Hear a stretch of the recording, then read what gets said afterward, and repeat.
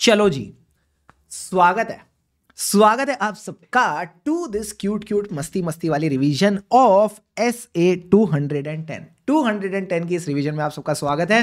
Sir SA 210 किसकी बात करता है? ये कहता है कि जब भी एक ऑडिटर कंपनी के लिए ऑडिट करेगा, जब भी एक ऑडिटर किसी क्लाइंट के लिए ऑडिट वगैरह करेगा, तो दोनों के बीच में क्या होना चाहिए? एग्रीमेंट होना चाहिए।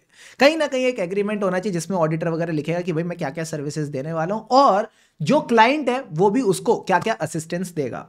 तो इसी के ऊपर ये स्टैंडर्ड बनाया हुआ है SA 210 जो बात करता है किसकी? Agreeing the terms of audit engagement.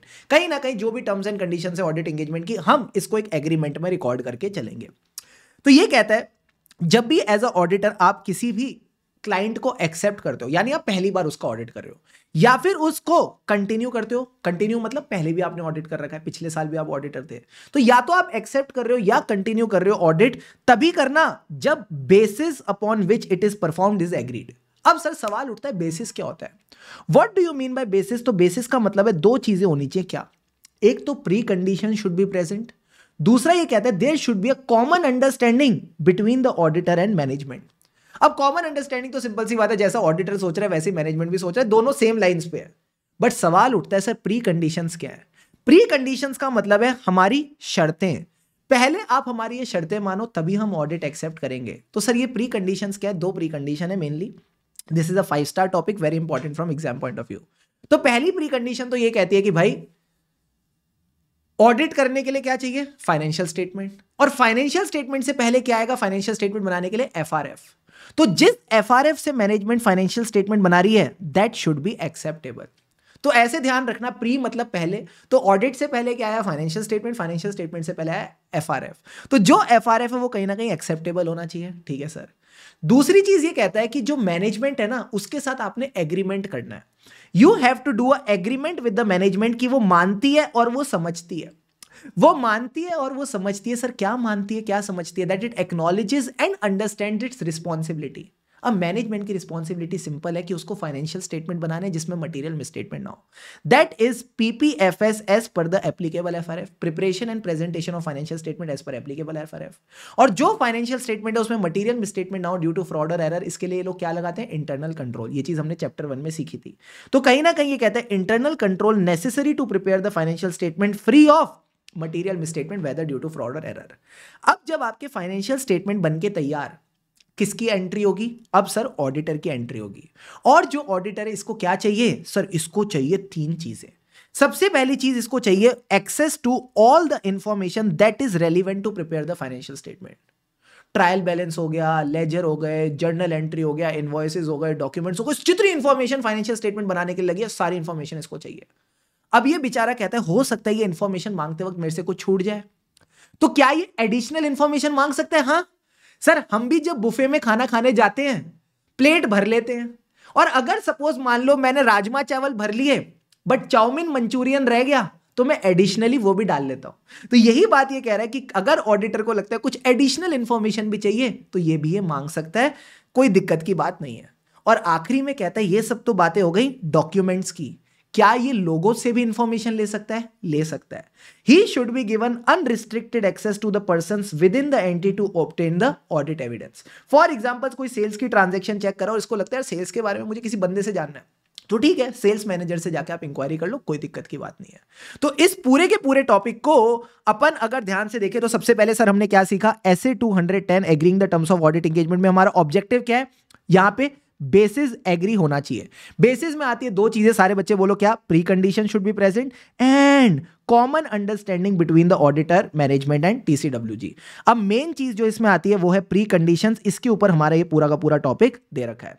अब प्री कंडीशंस में आपने सबसे पहले क्या देखना है? पहले क्या आया? ऑडिट से पहले क्या आया? Financial statement. फाइनेंशियल स्टेटमेंट से पहले क्या आया? FRF। तो जो आपका FRF है दैट इज एक्सेप्टेबल। साथ ही साथ हम मैनेजमेंट से क्या करेंगे? एग्रीमेंट करेंगे कि मैनेजमेंट एक्नॉलेज कर रही है, अंडरस्टैंड कर रही है अपनी रिस्पॉन्सिबिलिटी। क्या रिस्पॉन्सिबिलिटी थी? PPFS as per applicable FRF, preparation of financial statement as per applicable FRF। फिर इंटरनल कंट्रोल, ताकि जो प्रिपरेशन हो रही है फाइनेंशियल स्टेटमेंट्स की that is free from material misstatement whether due to fraud और ड्यू टू एरर।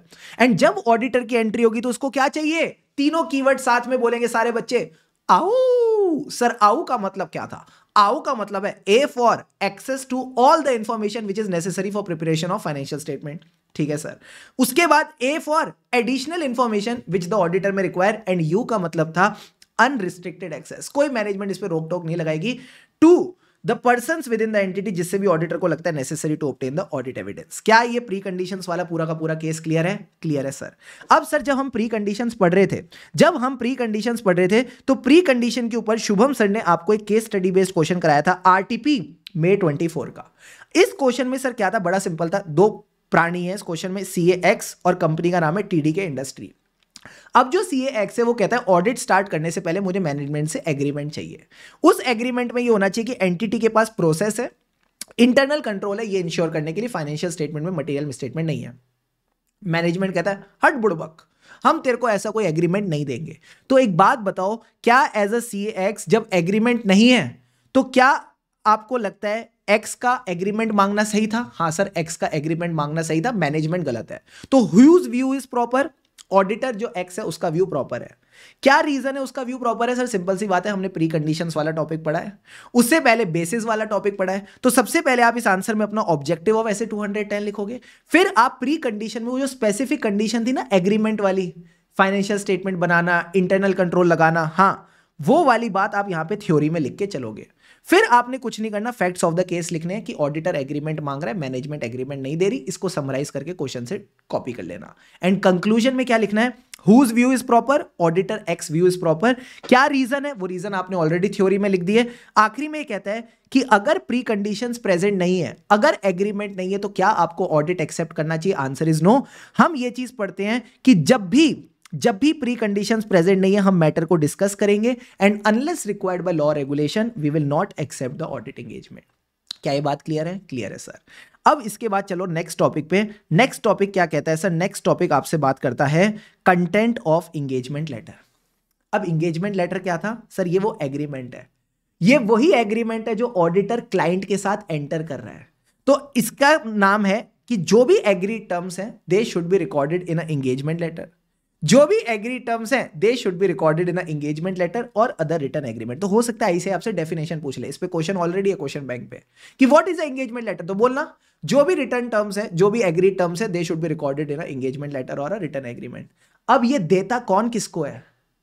तो मुझे बताओ, सपोज मैं एयरटेल की सर्विस लेता हूं, एयरटेल का नेट लगवाया, तो एग्रीमेंट मैं एयरटेल को दूंगा या एयरटेल मेरे को देगा? सर एयरटेल आपको देगा। तो हमेशा सर्विस प्रोवाइडर सर्विस रेसिपिएंट को देता है। तो who sends the engagement letter to whom? Engagement letter is always sent by the auditor to the client. बड़ा सिंपल है सर। अब इसके कंटेंट में क्या है? 5 चीजें आती है। सबसे बेसिक चीज objective and scope of audit, वो आ गया। उसके अलावा 2 पार्टीज की रिस्पॉन्सिबिलिटी, मैनेजमेंट की रिस्पॉन्सिबिलिटी, ऑडिटर की रिस्पॉन्सिबिलिटी। अब मैनेजमेंट की रिस्पॉन्सिबिलिटी क्या है? फाइनेंशियल स्टेटमेंट बनाना एज पर एप्लीकेबल FRF। अब एप्लीकेबल FRF क्या होना चाहिए? ये मैनेजमेंट की रिस्पॉन्सिबिलिटी ढूंढना। सो इसी से हमने कनेक्ट कर दिया 4th point, identification of AFRF to prepare the financial statement. Easy sir. अब ऑडिटर की रिस्पॉन्सिबिलिटी क्या है? सर ऑडिटर की रिस्पॉन्सिबिलिटी रिपोर्ट बनाना। तो क्या इसको अपनी रिपोर्ट का जो एक्सपेक्टेड फॉर्मेट होगा इसके बारे में बताना पड़ेगा इंगेजमेंट लेटर में? यस, बताना पड़ेगा। तो ये कहता है reference to the expected form and content of the report to be issued by the auditor. और हो सकता है ये जो एक्सपेक्टेड फॉर्म है ना, ये थोड़ा मॉडिफाई हो जाए, इसमें थोड़े चेंजेस आ जाए इन सर्टेन सर्कमस्टेंसेस। तो ऑडिटर ना सेफ खेलता है, कहीं ना कहीं ऑडिटर सेफ खेलता है। तो ये एक स्टेटमेंट और डाल देगा that there may be circumstances in which the report may differ from the expected form और कंटेंट। ये सारे सर्कमस्टेंसेस है जो आगे जाके हम अगले स्टैंडर्ड्स में कवर करेंगे। Deal done? Deal done sir. तो पांचों के पांचों पॉइंट सारे बच्चे मेरे को रिकॉल कराओ। सबसे पहले आपने बोला सर क्या इसमें क्या आएगा? Objective and scope of audit, और दोनों की रिस्पॉन्सिबिलिटी। दोनों कौन है? Responsibility of the management, responsibility of the auditor. Management की रिस्पॉन्सिबिलिटी से हमने क्या कनेक्ट किया था? Applicable FRF। ऑडिटर की रिस्पॉन्सिबिलिटी से expected form and content of the report, और हो सकता है कुछ ऐसे सर्कमस्टेंसेस हो जिसमें रिपोर्ट डिफरेंट हो जाए। अब इसके बाद हमने इसी टॉपिक पे एक नया एंगल पकड़ा।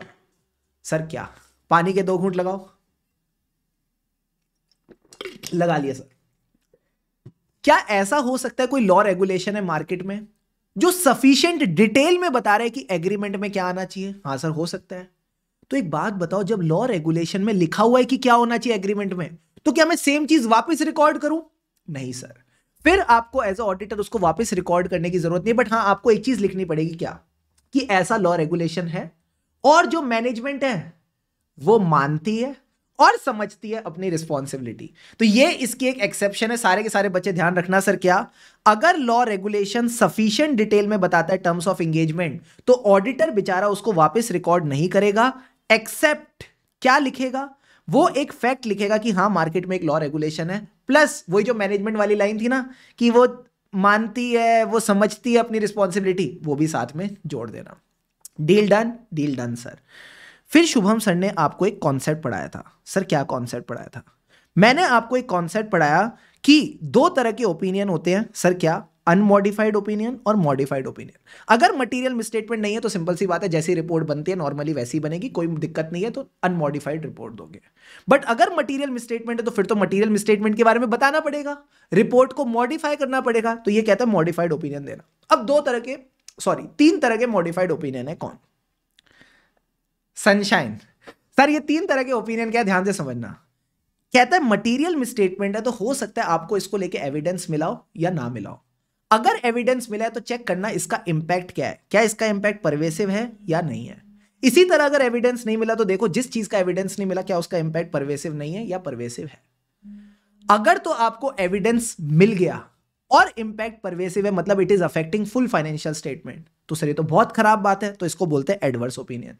बट अगर आपको एविडेंस मिल गया या नहीं मिला और इसका इंपैक्ट परवेसिव नहीं है, मतलब पूरे फाइनेंशियल स्टेटमेंट ठीक है बट एक आध चीज में गलती है और वो मटेरियल है, तो फिर आप क्या करोगे? Qualified opinion.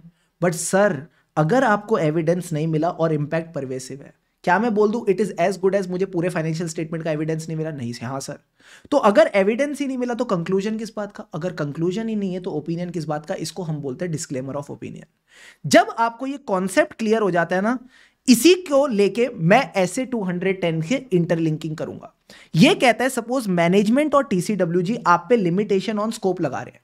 Limitation on scope का देसी बात वर्जन में बात करूं तो आपको एविडेंस नहीं लेने दे रहे, और इस कदर एविडेंस नहीं लेने दे रहे कि आपको पहले से ही पता है ऑडिट एक्सेप्ट करने से पहले कि आप अपना ओपिनियन डिस्क्लेम कर दोगे। डिस्क्लेम मतलब आप ओपिनियन दोगे ही नहीं। तो भाई एक बात बताओ, जब आपने आगे जाके ओपिनियन देना ही नहीं, क्या आपको ऐसा ऑडिट एक्सेप्ट करना चाहिए? नहीं sir. We should not accept such audit, so don't accept such limited engagement unless required by law और रेगुलेशन। क्या ये मरियल बात क्लियर है? क्लियर है सर। अब सारे के सारे बच्चे पानी के 2 घूंट लगाओ, चैट बॉक्स में लिखो रेडी। मैं अब आपके साथ next set of concept discuss करने वाला हूं। जल्दी से रेडी हो जाओ। ये जो डिस्क्लेमर वाली बात बताई ये आपके चार्ट में यहां पे अवेलेबल है।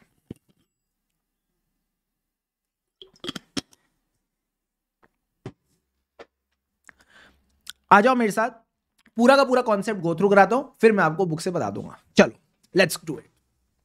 सबसे पहले कहता है मैनेजमेंट ने बोला है change the terms of audit engagement after acceptance. यहां तो बिफोर एक्सेप्टेंस ही अपने नखरे दिखा रहे थे, ये कह रहे हैं कि हो सकता है आप ऑडिट एक्सेप्ट कर लो, उसके बाद मैनेजमेंट का ऑडिट नहीं रिव्यू कराना है, ऑडिट नहीं कोई रिलेटेड सर्विस करानी, क्या ऐसा हो सकता है? आंसर इज यस, ऐसा हो सकता है। अब किन किन सर्कमस्टेंसेज में हो सकता है? तो ये कहता है client can request the auditor to change the terms of engagement in these circumstances. 3 circumstances आपको समझने हैं सर। क्या? आरसीएम। आरसीएम का क्या मतलब है? R for restriction on scope of audit which is imposed by the management और circumstances. For example समझना, हमारा एक क्रेडिटर है जिसका नाम है कचरा सेठ। एंटिटी ने क्या हुआ था ना, इस क्रेडिटर से गुड्स मंगाई थी, कितने की? 5 लाख की। 3 लाख की गुड्स रिटर्न कर दी और कचरा सेठ ने बोला नो रिटर्न इज एक्सेप्टेड। अब कचरा सेठ की जो बुक्स हैं उसमें तो 5 लाख का बैलेंस आ रहा होगा कि मुझे एंटिटी से 5 लाख लेने हैं, और जो एंटिटी है वो तो कह रही है हमको कचरा सेठ को 2 लाख देने हैं। अब मैं एज अ ऑडिटर इसकी कंफर्मेशन चाहता हूं, मैं इस बैलेंस की कंफर्मेशन चाहता हूं, तो मैनेजमेंट कहती है भाई कंफर्मेशन मत भेजना, आप इसको कंफर्मेशन नहीं भेज सकते। क्यों? क्योंकि हमारा डिस्प्यूट चल रहा है, और डिस्प्यूट चल रहा है और आप कंफर्मेशन भेजोगे तो ये हमारे केस को इंपैक्ट कर सकता है। कचरा सेठ बोलेगा कि भाई जब इनको खुद को भरोसा नहीं है अपनी बैलेंस पे तभी तो मेरे से कंफर्मेशन ले रहे हैं, तो मैनेजमेंट ऐसे केस पे आप पे रिस्ट्रिक्शन लगा सकता है। ठीक है सर। इसके बाद मैंने आरसीएम में बोला C for change in circumstances affecting the need for service. Management कहती है हमको ऑडिट की नीड ही नहीं है। हमने कहा क्यों नीड नहीं है? तो पहले बोलते हैं कि हमें बैंक से लोन लेना था तो इसलिए ऑडिट करा रहे थे। अब जो बैंक का मैनेजर है वो कह रहा है रिव्यू भी चलेगा, तो जब रिव्यू चलेगा तो हमने कहा रिव्यू करा लो। तो नीड ही नहीं अब ऑडिट की, तो फिर चेंज हो गए सर्कमस्टेंसेस। एंड तीसरा पॉइंट कहता है there is a misunderstanding as to the nature of audit originally requested. तो मैनेजमेंट ने मेरे को पहले बोला था हमें ना अश्योरेंस चाहिए, अब मैनेजमेंट सोच रही थी लिमिटेड अश्योरेंस, मैंने सोचा रीजनेबल अश्योरेंस, तो देयर इज अ मिसअंडरस्टैंडिंग। तो मैनेजमेंट कह रही है बाबू ऑडिट नहीं, हमारा रिव्यू ही करना है। तो यही 3 केसेस आपको यहां पे समझ के चलने हैं सर। क्या? Acceptance of change in terms of engagement, तो ये कह रहे हैं एग्री मत करना अगर रीजनेबल जस्टिफिकेशन नहीं है। तो सर क्या क्या सर्कमस्टेंसेज हो सकते हैं? The request from the entity to change the terms of engagement can result from 3 cases. RCM, R का मतलब क्या है सर? आर का मतलब है रिस्ट्रिक्शन ऑन स्कोप, कौन लगा रहा है? मैनेजमेंट और अदर सर्कमस्टेंसेस। सी का मतलब क्या है? Change in the circumstances affecting the need for service. And M का मतलब है misunderstanding as to the nature of audit originally requested. क्या तीनों पॉइंट्स क्लियर है? Yes sir. अब सर एक बात बताओ, कब हम चेंज एक्सेप्ट कर सकते हैं? जब रीजनेबल जस्टिफिकेशन है। तो रीजनेबल जस्टिफिकेशन होती कब है? इसके भी 2 केसेस हैं। तो ये कहता है जो आपने सी और एम पढ़े ना, चेंज इन सर्कमस्टेंस और मिसअंडरस्टैंडिंग, ये रीजनेबल जस्टिफिकेशन है। बट जो मैनेजमेंट लिमिटेशन इंपोज करती है अपने आप को बचाने के लिए, अपने आप को क्वालिफाइड और डिस्क्लेमर ऑफ ओपिनियन से बचाने के लिए, वो रीजनेबल जस्टिफिकेशन नहीं है। तो ये कहता है कि change may not be reasonable if it relates to the information जो बहुत खराब है। जो बहुत खराब होता है उसको क्या बोलते हैं? ईयू का क्या मतलब है? इनकरेक्ट, इनकम्प्लीट, अनसेटिस्फैक्टरी इंफॉर्मेशन है। तो अगर ऐसा कोई केस है, एग्जांपल ऑडिटर डेटर चेक करना चाहता है, अब डेटर को लेके एविडेंस नहीं है, तो मैनेजमेंट कहती है ऑडिट की जगह रिव्यू कर लो, लोअर एश्योरेंस दे दो। क्यों ऐसा कर रही है? क्योंकि उसको क्वालिफाइड और डिस्क्लेमर ऑफ ओपिनियन से बचना है। तो ऐसे केस में आप एग्री मत करना, ऐसे केस में फिर आप एग्री नहीं करोगे। बात समझ आ गई? आ गई सर। अब सर इसके आगे ये कहता है कि सपोज आप एग्री करते हो, 2 ही केसेस हो सकते हैं, या तो अपन एग्री करेंगे या एग्री नहीं करेंगे। अगर आप एग्री करते हो तो क्या 4-5 बातों का ध्यान रखना है, समझना। ये कहता है सपोज आप एग्री कर गए, if the audit engagement is change to a engagement with a lower assurance. Lower assurance मतलब ऑडिट से कम अश्योरेंस किस में होती है? लिमिटेड अश्योरेंस रिव्यू में होती है। और ऐसी कौन सी एंगेजमेंट होती है जिसमें अश्योरेंस ही नहीं होती? नॉन अश्योरेंस एंगेजमेंट यानी रिलेटेड सर्विस। तो जब भी आप ऑडिट से लोअर अश्योरेंस पे जाओगे, आपने 5 बातों का ध्यान रखना है। सबसे पहले कब जाएंगे हम दूसरी एंगेजमेंट पे? जब आरजे होगा। आरजे का क्या मतलब है? Reasonable justification. दूसरी बात, जब मैं ऑडिट से दूसरी एंगेजमेंट पे जाऊंगा तो नया एंगेजमेंट लेटर होगा, नया कॉन्ट्रैक्ट होगा। इस नए कॉन्ट्रैक्ट को ये लोग कहते हैं ऑल्सो असेस कॉन्ट्रैक्चुअल और legal implication of change. And तीसरी चीज, मेरे पास एक बच्चा आया, वो कहता है सर हमने ना ऑडिट में कुछ चीजें चेक कर रखी है, तो जो काम मैंने ऑलरेडी कर रखा है, जो वर्क मैंने ऑलरेडी परफॉर्म कर रखा है, वो भी तो आगे रेलिवेंट हो सकता है। मैंने कहा हो सकता है। जो डेटर की टेस्टिंग आपने ऑलरेडी कर रखी है, ये आपको रिव्यू और एग्रीड अपॉन प्रोसीजर में काम आ जाएगी। तो ये कहता है work perform till date may be relevant to the change engagement. तो जो अब तक काम किया वो आगे भी काम आ सकता है। बट एक बात बताना, जो मैं आगे काम करूंगा, जो मैं आगे रिपोर्ट इशू करूंगा, वो किसके हिसाब से होनी चाहिए? ओल्ड एंगेजमेंट के हिसाब से या रिवाइज्ड एंगेजमेंट के हिसाब से? रिवाइज्ड एंगेजमेंट के हिसाब से। तो ये कहता है work to be performed, report to be issued should be appropriate to revised engagement. क्या चारों बातें क्लियर हो गई? क्लियर हो गई। एंड 5वां पॉइंट, लास्ट पॉइंट किसकी बात करता है? रिपोर्ट की बात करता है। जो आपकी रिपोर्ट है ऑन रिलेटेड सर्विस, हम रीडर्स को कंफ्यूज नहीं करना चाहते। भले ही आपने पुराने प्रोसीजर यूज करे हो, भले ही आप पहले ऑडिट करते हो, फर्क नहीं पड़ता। आप अपनी जो नई रिपोर्ट है ना, उसमें कोई भी पुरानी बात नहीं करोगे, आप मूव ऑन कर जाओ। अब आप ऑडिट से मूव ऑन कर जाओ। तो ये कहता है to avoid confusing the readers, जो आपकी रिपोर्ट है ऑन रिलेटेड सर्विस, ना तो वो पुराने ऑडिट, ना वो पुराने ऑडिट प्रोसीजर के बारे में बात करेगी। बट सर इसकी एक एक्सेप्शन होती है। इसकी एक एक्सेप्शन होती है। क्या? अगर आप ऑडिट से एग्रीड अपॉन प्रोसीजर में गए हो, तो फिर आपको अपने प्रोसीजर्स को मेंशन करना पड़ता है। Then in that case reference to the procedures is included in report. तो 100 बात की एक बात, 5 बातें आपको ध्यान रखनी जब भी आप ऑडिट से लोअर एश्योरेंस पे जाओगे। पहले तो तभी जाओगे जब आरजे का मतलब है रीजनेबल जस्टिफिकेशन। सारे बच्चे इसको बुक से कवर कर लो। आप कब जाओगे? मैंने कहा तभी जाएंगे जब क्या है? Reasonable justification. There should be a reasonable justification. Second thing क्या होनी चाहिए? कॉन्ट्रेक्चुअल और लीगल इंप्लीकेशन असेस करेंगे। जब भी आप एग्री करोगे, एग्री करने से पहले क्या असेस कर लेना लीगल और कॉन्ट्रेक्चुअल इंप्लीकेशन। तीसरी चीज, पुराने प्रोसीजर काम आ जाएंगे। इफ द ऑडिटर कंक्लूड आरजे है, जो work performed till date may be relevant to the change engagement. चौथी चीज, आगे का जो काम होगा, आगे की जो रिपोर्ट होगी, वो रिवाइज्ड के हिसाब से होगी। Work required to be performed, report that will be issued will be as per the revised engagement. And 5वीं बात, मूव ऑन कर जाओ। 5वीं बात है मूव ऑन कर जाओ। रीडर्स को कंफ्यूज ना करने के लिए अपन क्या करेंगे? जो भी रिपोर्ट है ऑन रिलेटेड सर्विस, ना तो वो ओरिजिनल ऑडिट एंगेजमेंट की बात करेगी, ना वो आपके पुराने प्रोसीजर्स की बात करेगी। एक्सेप्शन क्या है? Agreed upon procedure. अगर आपने एग्रीड अपॉन प्रोसीजर अंडरटेक किया है तो फिर आप अपने प्रोसीजर्स के बारे में बात करके चल सकते हो। पांचों बातें समझ आ गई? नहीं आ गई? आ गई सर। अब सर जब भी आपका नया एंगेजमेंट होगा तो आप उसके लिए एक नया एंगेजमेंट लेटर रिटर्न में बना के चलोगे। इसके बाद मैंने आपको कहा था कि यहां पे तो वो था कि ऑडिटर मान गया, ऑडिटर मान गया, चलो नई एंगेजमेंट पे चलते हैं। बट ऐसा भी तो हो सकता है ऑडिटर ना माने, उसको लगता है आरजे है ही नहीं, उसको लगता है रीजनेबल जस्टिफिकेशन है ही नहीं। सो अगर ऑडिटर को लगता है वो एग्री नहीं कर पा रहा विद द मैनेजमेंट और मैनेजमेंट भी कंटिन्यू नहीं करने दे रही, तो बेचारा निकलेगा, बेचारा एंगेजमेंट छोड़ के विड्रॉ करेगा। तो he will withdraw if possible as per the law regulation. सिर्फ विड्रॉ नहीं करेगा, चिल्ला चिल्ला के जाएगा, चिल्ला चिल्ला के जाएगा, सबको बता के जाएगा। सर अब ये कौन लोग हैं जिनको बता के जाएगा? एक तो जिन्होंने इसको अपॉइंट किया था यानी द ओनर्स, दूसरा मैनेजमेंट के साथ कौन बैठी होती है टीसीडब्ल्यूजी, उसको भी बता देगा। और एक बात और, लॉ वाले टीचर ने सिखाया था, जब भी ऑडिटर रिजाइन करता है he files ADT3 I got free with the company with the ROC within 3 for 30 days। तो ये रेगुलेटर को भी बता के जाएगा। तो किसी ने बोला था आरटीओ को बता के जाएगा, अपन रास्ते में जाते तो आरटीओ आता है ना, आरटीओ को बता के जाएगा। रेगुलेटर, टी से टीसीडब्ल्यूजी और ओ से ओनर्स वगैरह को बता के जाएगा।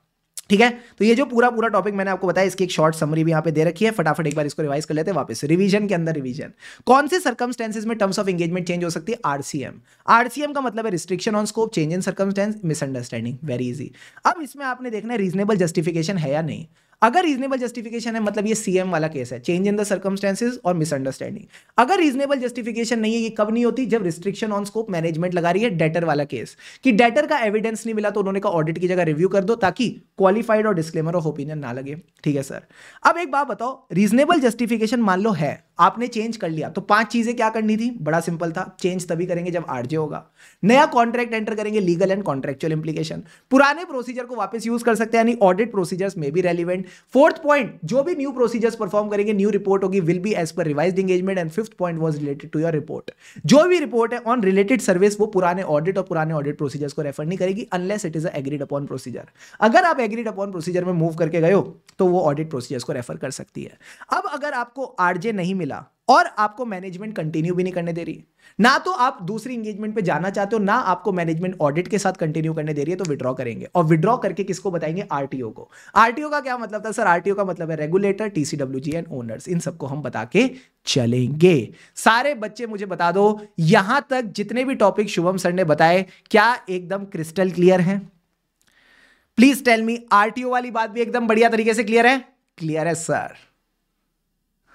So now let's talk about the last part of this ऐसे, जो बात करता है किसकी? रिकरिंग एंगेजमेंट की। रिकरिंग एंगेजमेंट का क्या मतलब है? That is the audit performed over the year. For example, आप ऑडिटर हो, 23-24 का जो फाइनेंशियल ईयर था उसके लिए आपने एंगेजमेंट लेटर साइन करवाया था मैनेजमेंट से, नया नया बना के। ठीक है सर। अब 24-25 में भी आप ऑडिटर हो, तो क्या नया एंगेजमेंट लेटर लाना पड़ेगा? इसका ना तो आंसर हाँ है ना। It depends on certain factors. अगर ये फैक्टर होंगे तो फिर आपको अपना एंगेजमेंट लेटर रिवाइज करना है। तो सर बड़े सिंपल फैक्टर्स हैं। सबसे पहले तो एंगेजमेंट लेटर के जो कंटेंट होते हैं ना, उससे रिलेटेड फैक्टर। एंगेजमेंट लेटर के कंटेंट में 5 चीजें क्या आती थी? ऑब्जेक्टिव एंड स्कोप, दोनों की responsibility, responsibility of the management, responsibility of the auditor. Management की रिस्पॉन्सिबिलिटी को किससे कनेक्ट किया था? Applicable FRF. ऑडिटर की रिस्पॉन्सिबिलिटी को form and content of report.